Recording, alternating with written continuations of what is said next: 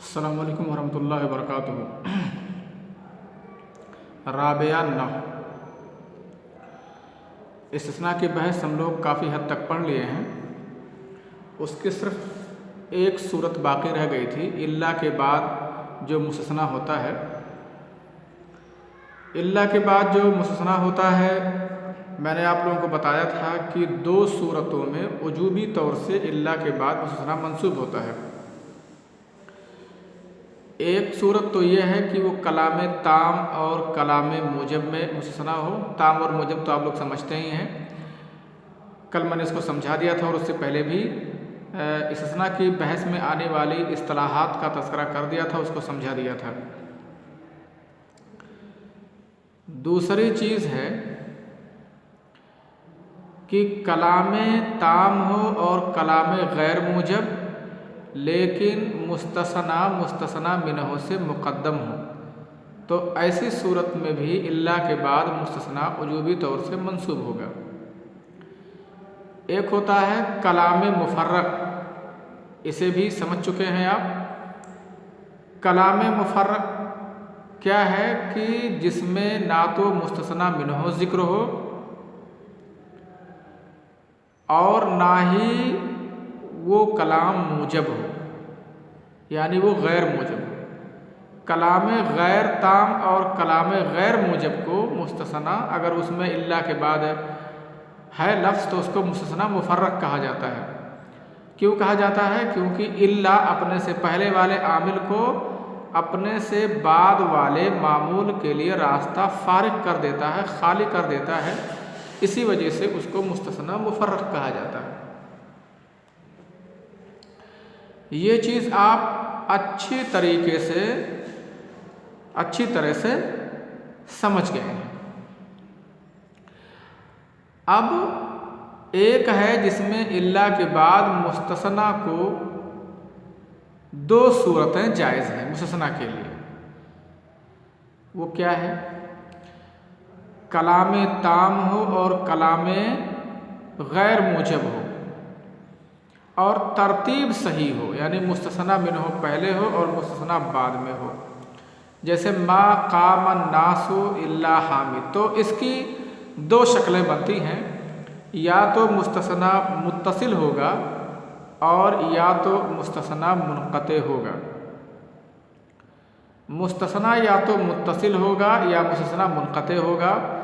مستثنیٰ متصل کا مطلب کہ مستثنیٰ منہ کے جنس کا ہو، اور مستثنیٰ منقطع کا مطلب ہوتا ہے کہ مستثنیٰ منہ کے جنس کا نہ ہو۔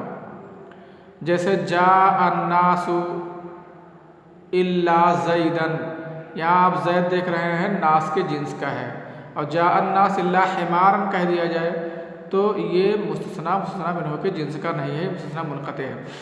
اب اس کو سمجھ لیجئے کہ اگر کلام تام ہے اور کلام غیر موجب ہے، کلام تام کلام غیر موجب، یہ دو چیز ہے، اگر کلام تام ہے اور کلام غیر موجب ہے اور ترتیب صحیح ہے، تو یا تو مستثنیٰ متصل ہوگا یا تو مستثنیٰ منقطع ہوگا۔ ان دو حالات سے مستثنیٰ خالی نہیں ہو سکتا ہے۔ اب اگر متصل ہے تو اس میں دو صورتیں جائز ہیں۔ ایک صورت تو یہ ہے کہ مستثنیٰ کو مستثنیٰ منہ سے بدل مان لیا جائے، بدل بعض من الکل۔ اگر مستثنیٰ کو مستثنیٰ منہ سے بدل مان لیا جاتا ہے، بدل بعض من الکل کر دیا جاتا ہے، مان لیا جاتا ہے، تو جس حالت میں مستثنیٰ منہ ہوگا اسی حالت میں مستثنیٰ کا ہم اعراب پڑھیں گے۔ جیسے ما جاء الناس الا حامد بھی پڑھ سکتے ہیں بدل کی بنیاد پر، اور ایک صورت اس میں یہ ہے کہ آپ اسے استثناء کی بنیاد پر، اصل استثناء کی بنیاد پر نصب پڑھیں، تو ما جاء الناس الا حامد بھی پڑھا جا سکتا ہے۔ اس چیز کو آپ اچھی طرح سے سمجھ لیجئے۔ اگر مستثنیٰ متصل ہے، اور متصل کس میں بات کر رہا ہوں؟ کلام تام اور کلام غیر موجب میں ہو اور ترتیب صحیح ہو، کلام تام اور کلام غیر موجب ہو اور ترتیب صحیح ہو، ایسی کنڈیشن میں، ایسی حالت میں کیا بات بنتی ہے؟ ایسی حالت میں یہ بات بنتی ہے کہ مستثنی کو مستثنی منہ سے یا تو بدل مانا جائے یا اصل استثناء کی بنیاد پر مستثنی کو نصب پڑھا جائے۔ جیسے مثال میں نے ابھی دی، ما جاء الناس الا حامدا بھی پڑھ سکتے ہیں اصل استثناء کی بنیاد پر، اور حامدن بھی پڑھ سکتے ہیں الا کے بعد، کیونکہ الناس سے بدل ہے۔ آپ دیکھ رہے ہیں حامد یہ الناس کے جنس کا ہے، مستثنی متصل ہے، اور اس کے بعد چونکہ مستثنی منہ ذکر ہے تو کلام تام ہے، اور ما یہاں حرف نفی ذکر ہے، اس وجہ سے کلام غیر موجب ہے۔ تو کلام تام اور کلام غیر موجب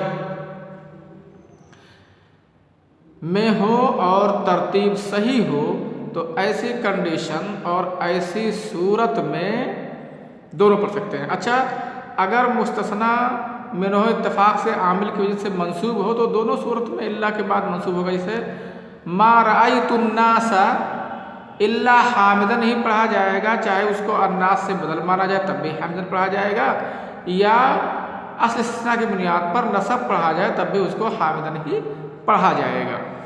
تو آپ سمجھ گئے میں نے کیا کہا؟ یہ چیز اکثر آتی ہے اور طلباء اس میں کچھ مسٹیک کرتے ہیں، کچھ غلطی کرتے ہیں، اس وجہ سے میں بار بار اس کو ریپیٹ کر رہا ہوں، اس کو سمجھا رہا ہوں تاکہ آپ کے ذہن میں یہ بات اچھی طریقے سے بیٹھ جائے۔ کلام تام ہو اور کلام غیر موجب ہو، ترتیب صحیح ہو، مستثنی یا تو متصل ہوگا یا تو منقطع ہوگا۔ اگر متصل ہوگا تو اس میں دو حالتیں جائز ہیں، درست ہیں۔ اچھا، یہ بھی جان لیجئے کہ اگر متصل ہے تو بدل مان کر کے مستثنی کو مستثنی منہ سے بدل مان کر کے پڑھنا یہ زیادہ بہتر ہے، بدل پڑھنا زیادہ بہتر ہے۔ ویسے نصب پڑھنا بھی جائز ہے، یہ دونوں صورتیں درست ہیں، نصب پڑھنا بھی جائز ہے۔ اور اگر اتفاق سے مستثنی منقطع ہے، انقطاع ہے اس میں، مستثنی منقطع ہے، تب کیا کریں گے؟ اگر مستثنی منقطع ہے تب یہاں زیادہ بہتر ہے کہ آپ اس کو اصل استثناء کی بنیاد پر نصب پڑھیں، ویسے بدل پڑھنا بھی جائز ہے۔ جیسے ما جاء الناس الا حمارا، یہ زیادہ بہتر ہے، لیکن اگر بدل مان کر کے پڑھا جائے تو اس کو بھی جید عربی، اچھی عربی مانا جا سکتا ہے، اور اس میں قاعدے کے لحاظ سے کمزوری نہیں ہے۔ ما جاء الناس الا حمار بھی پڑھ سکتے ہیں اور حمارا بھی، پر دونوں میں فرق سمجھ لیجئے۔ اگر متصل ہے تو بدل پڑھنا زیادہ بہتر ہے، اور اصل استثناء کی بنیاد پر نصب پڑھنا بھی جائز ہے، یہ بھی جید عربی ہے، اچھی عربی ہے۔ اور اگر منقطع ہے تو اس میں آپ اصل استثناء کی بنیاد پر الا کی وجہ سے آپ کو نصب پڑھنا زیادہ بہتر ہے، نحویوں نے یہی مانا ہے، ویسے بدل مان کر کے بھی پڑھا جائے تو بھی جائز ہے۔ پورے کا اگر ہم خلاصہ دیکھیں کہ پورے کا خلاصہ کیا نکلا، تو اس کا خلاصہ نکلا کہ اگر کلام تام ہو اور کلام غیر موجب ہو تو چاہے مستثنی متصل ہو یا منقطع ہو، مستثنی منہ سے بدل مان کر کے مستثنی منہ کا اعراب دینا بھی درست ہے، اور چاہے تو اصل استثناء کی بنیاد پر نصب پڑھا جائے، نصب پڑھیں، ایسا پڑھنا بھی درست ہے، بالکل ٹھیک ہے۔ تو یہ رہی پوری تفصیل ادوات استثناء کے بعد مستثنی کس طرح پڑھا جائے گا۔ البتہ ایک چیز ہے، ادوات استثناء میں تو سب کا اعراب کلیئر ہے، البتہ غیر کا اعراب کہ کب غیرو، کب غیرے، کب غیرہ، یہ پڑھا جائے گا، یہ بات ایک اہم بات ہے اور اس کی ضرورت پڑتی ہے۔ تو چلیے اسی کے ساتھ یہ بھی سیکھ لیتے ہیں، غیر کے را کو ہم کون سا اعراب دیں گے؟ غیر کے را کو ہم کون سا اعراب دیں؟ ہم کون سا اعراب دیں گے غیر کے را کو؟ تو یہ بات جان لیجئے، غیر کے را کو ہم وہی اعراب دیں گے جو الا کے بعد مستثنا کو اعراب دیں گے. یعنی آپ کو غیر کے را کو اگر اعراب دینا ہے تو جیسے مان لو، میں مثال دیتا ہوں، آپ کو پڑھنا ہے ما جاء الناس. اب غیر کے بعد تو مستثنا کو مجرور ہی پڑھیں گے تو کلیئر ہے. البتہ یہاں مسئلہ ہے غیر کے را کو اعراب دینا. غیر کے بعد مستثنا کیا پڑھا جائے گا، اس میں کوئی مسئلہ نہیں ہے. یہ بالکل صاف بات ہے، ایک دم سے کلیئر بات ہے. تو آپ غیر کو ہٹا کر کے الا رکھو وہاں، اور الا کے بعد دیکھو مستثنا کیا ہوگا. تو مستثنا کو جو اعراب الا کے بعد ہوگا وہی اعراب غیر کے را کو دے دیں گے، اور مستثنا کو غیر کے بعد مجرور ہی پڑھیں گے. میں مثال دے رہا ہوں، جیسے ما جاء الناس. اب غیر و حامدین پڑھیں کہ غیر حامدین، تو اس کو پڑھنے کے لیے غیر ہٹاتے ہیں. ما جاء الناس الا لگاتے ہیں. الا حامدن پڑھیں گے کہ حامدون پڑھیں گے کہ حامدین پڑھیں گے، کیا پڑھیں گے؟ تو آپ کو ملے گا ما جاء الناس الا حامدن بھی پڑھ سکتے ہیں اور الا حامدن بھی پڑھ سکتے ہیں. یعنی الا کے بعد مستثنا کو اس جملے میں ہم حالت نصب میں بھی پڑھ سکتے ہیں اور حالت رفع میں بھی مستثنا منہ سے بدل مان کر کے پڑھ سکتے ہیں. یعنی حامدون اور حامدن دونوں پڑھ سکتے ہیں. تو اس کا مطلب یہاں اب اللہ ہٹا کر کے غیر لگاؤ تو غیر کے را کو غیرو بھی پڑھ سکتے ہیں اور غیرہ بھی پڑھ سکتے ہیں.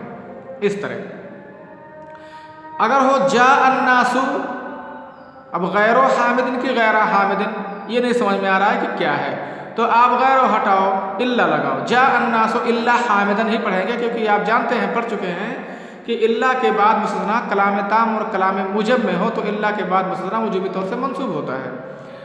تو یہ کلام تام اور کلام موجب ہے، یہاں الا کے بعد مستثنا کو منصوب پڑھیں گے، لہٰذا جاء الناس غیر حامدن پڑھیں گے. اس چیز کو سمجھ لیجئے، دہرا لیجئے اور ذہن نشین کر لیجئے. السلام علیکم ورحمۃ اللہ وبرکاتہ.